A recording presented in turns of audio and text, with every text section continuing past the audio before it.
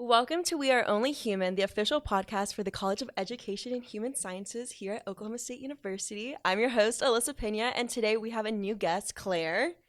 Claire, you want to introduce yourself? Tell us a little about yourself. Yeah, of course. Well, my name is Claire Reeder. I'm a senior in the College of Education and Human Sciences, and I am in the professional pilot program. I'm also the president of the Flying Aggies, which is our aviation interest group here on campus, and then I'm also a member of our competitive flight team.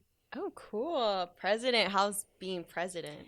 It's very nice. It's got its perks for sure, and because I was vice president last year, and it was just a little bit of a different workload. What I've as I've become president and been doing all the presidential duties, it's a lot of delegating and making sure that the organization as a whole runs.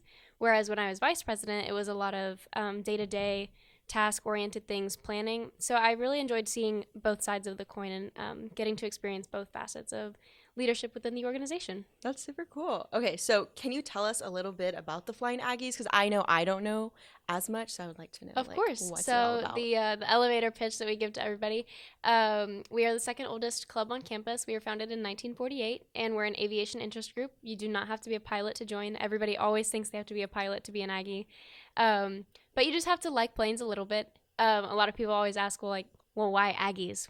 We're the Cowboys or Pokes. Like, why Aggies?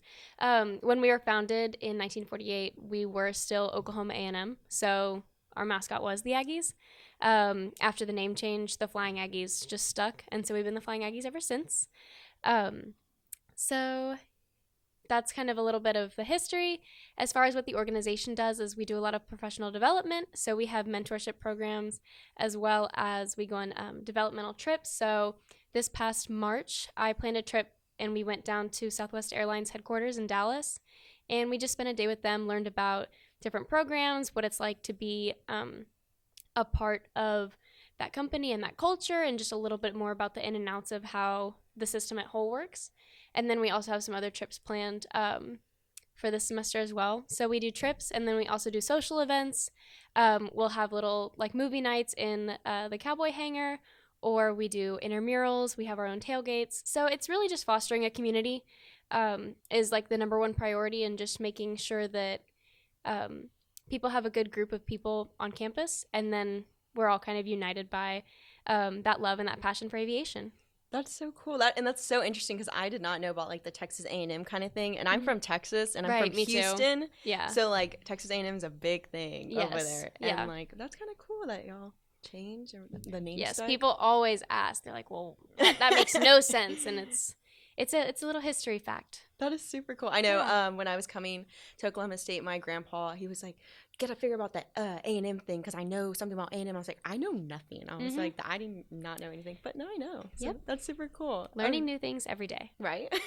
So what made you want to go into this journey of the Flying Aggies? So I knew coming in to college, I was out-of-state freshman, didn't really know anybody coming in, and I also don't have an aviation background. I didn't have any family members in the aviation world or anything. I had gotten my private pilot's license, but that was it. So I still didn't really know much. So I knew that it was going to be really important for me to connect with people who were within my major, just not only for that sense of that connection and that belonging, but also for my professional goals. Yeah. And so I knew that the Flying Aggies was the way to do that. I think that I first saw them on Instagram, or I heard of them through a tour or something. But then I joined as a freshman, and they just really took me under their wing. Airplanes, wings.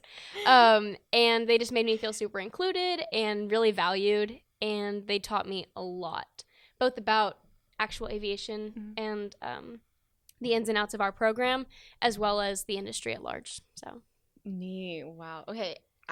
So what does it mean to you being a president for the Flying Aggies? Because I know, or I don't know, but seeing that aviation seems more like there'd be a lot of men in there and not a lot of women. So what does that mean to you for being a president? I just think that it's really cool. And there's a couple of cool facts about that. So not this past president, but the president before him was actually a girl. And there's always been not always, but for the past several years, there's been a really strong streak of female leadership within our Awesome. organization. Last year, our officer corps was 50-50 men and women. This year, it's 50-50 again. Because like it's not about whether you're a guy or a girl. It's more about, okay, do you want to serve the people who are electing you? Do you want to make the Aggies better? You want to leave it better than you found it? Or do you want to sit back? And I'm somebody that likes to take charge, and I like to think that I do a good job when I do. And they gave me a lot of opportunities, the Aggies did, to take charge and to showcase that leadership, and then eventually give me a couple positions along the way. So that's awesome. Seems like you're doing a great job, and yeah, really living up to that. So I sure hope great. so. Nobody has the courage to tell me I'm not. So yeah, you don't want to find out. Doing something, I'm doing something right. What has been your favorite memory with the Flying Aggies so far? Oh my gosh, I have so many. I'll probably talk about a couple. So just my favorite, like, day to day. I'll do like the flight team, and then I'll do the Aggies, because they're kind of the same, but they're kind of different. Okay. So with the flight team, we went to nationals this past May, and I got to I got to get so much closer with the team, and then our team got so much closer with other teams from just around the country. And it's like, we only ever see each other at competitions or at big national aviation events. But one day, like, we're going to be in the cockpit together, and we'll say, like, oh, I met you 5 years ago awesome. At flight team competition. And so just getting to see that, like, larger group of, like, students, of young people who love aviation as much, if not more, than I do is really rewarding. And then as far as the Aggies go, so we had our fly-in this past April, and that was just, like, it was honestly mind-blowing. So for those of you who don't know, a fly-in is kind of like a car show, but with planes. So if you have a cool plane, you fly in to the airport, you park it, and then you just walk around and you get to talk about your aircraft and what makes it so special, and you get to connect with other aviators who have the same passions as you. We have vendors from within the aviation industry, sometimes job recruiters, the military comes out. So it's just a big, like, celebration of planes, basically. Yeah. And there's a lot of moving logistical parts to it. And I was in charge of the fly-in. And I had, like, never really even been to a fly-in, much less planned one. And we doubled our attendance record. Oh, wow. In all of the Aggies history.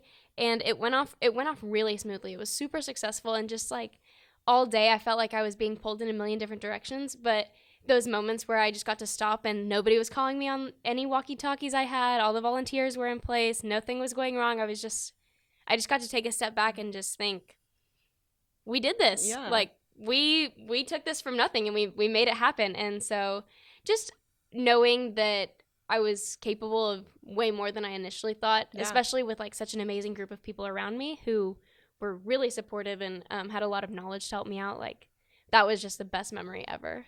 That's great. What a great feeling, too. Yes. I'm sure it was. Yes. Okay, I don't know if this is, like, a stupid question. No stupid questions. Do you have a favorite, like, plane aircraft? Yeah. Okay. I don't know how to word it. Like, almost all pilots do. And if you ask, like, oh my gosh, yes, it's this, and it's so cool because of all of these reasons. But mine is a little bit different. Okay. So when I first started, like, got involved in aviation, there were a lot of things that really attracted me to the industry and to that kind of world. But the actual airframes themselves, like, I just did not really care. It's just like, oh, cool, like, that one has multiple engines, like, that one's a little pointy, this is nice, great. I'm glad you guys like this so much.